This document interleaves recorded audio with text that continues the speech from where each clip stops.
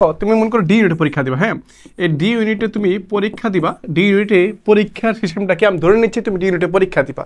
তো ডি ইউনিটে আসলে কারা পরীক্ষা দেয় একটু খেয়াল করো।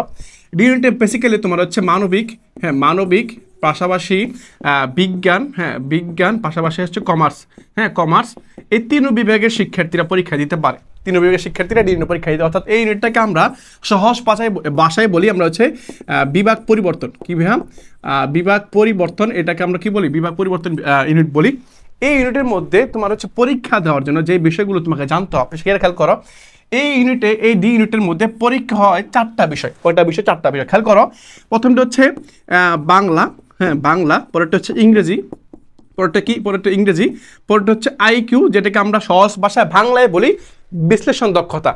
তোমার তিনটা বিষয়, এই যে তিনটা বিষয় যেটাকে আইকিউ, এই তিনটা বিষয় তুমি যেই বিভাগের শিক্ষার্থী হও না কেন, মানবিক হও বিজ্ঞান বিভাগের, হচ্ছে কমার্সের, যে কোনো বিভাগের শিক্ষার্থী হও, তোমাকে এই যে বাংলা, ইংরেজি আর হচ্ছে আইকিউ, তিনটা বিষয় পরীক্ষা দিতে হয়। তাহলে ভাই আমি তো ভাই একটু আগে বললাম চারটা বিষয় পরীক্ষা দিতে হয়, তাহলে আরও একটা বিষয় কি? হ্যাঁ আরও একটা বিষয় হচ্ছে এই যে এটা, কোনটা ভাইয়া? এই যে এটা হচ্ছে জিকে থাকবে, জিকে থাকবে, পাশাপাশি ম্যাথ থাকবে, পাশাপাশি ইকো থাকবে। কি থাকবে?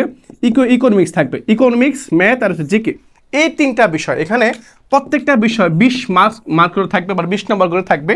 এখানে তুমি জিকে দেখাইতে পারবা, ম্যাথ দেখাইতে পারবা চাইলে, আবার এখানে দেখাইতে যদি ইচ্ছা করে তাহলে তুমি এখানে ইকোনমিক্স দেখাইতে পারবা। এখন এখান থেকে যে কোনো তোমাকে একটা দেখাইতে হবে। আর এই যে এখানে যেই তোমার হচ্ছে বাংলা, ইংরেজি, আইকিউ, বাংলায় 30 মার্কস, ইংলিশে 30, আর আইকিউতে হচ্ছে 20, তাহলে 30 30 60, 20 80, আর এখানে হচ্ছে যে কোনো একটা দেখালে 20 নাম্বার, তাহলে 100 নাম্বারের পরীক্ষা হবে।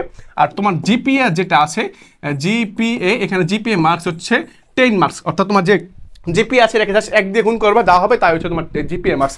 এখন এই ডিপার্টমেন্টে এই বিষয়গুলো পরীক্ষা হয়। বিশ্বাস করো ভাই, তুমি যদি বিজ্ঞান বিভাগ হও, বিজ্ঞান বিভাগ অথবা কমার্সের শিক্ষার্থী হও, তাহলে তোমার জন্য সবচেয়ে বেস্ট ইউনিট হচ্ছে এই ইউনিটটা। অর্থাৎ তুমি বিভাগ পরিবর্তন করে পরীক্ষা দিবা, চট্টগ্রাম বিশ্ববিদ্যালয়ে একটা আসন নিশ্চিত করতে চাও এবং ভালো ভালো সাবজেক্ট নিয়ে পড়াশোনা করতে চাও, তাহলে তোমাকে আমি বলবো তুমি ডি ইউনিটে অবশ্যই পরীক্ষা দেবা। কারণ এই ডি ইউনিটের মধ্যে তোমার ভালো ভালো সাবজেক্ট আছে এবং তোমার এখানে একটা বিশেষ কোটা আছে। কীরকম কোটা জানো?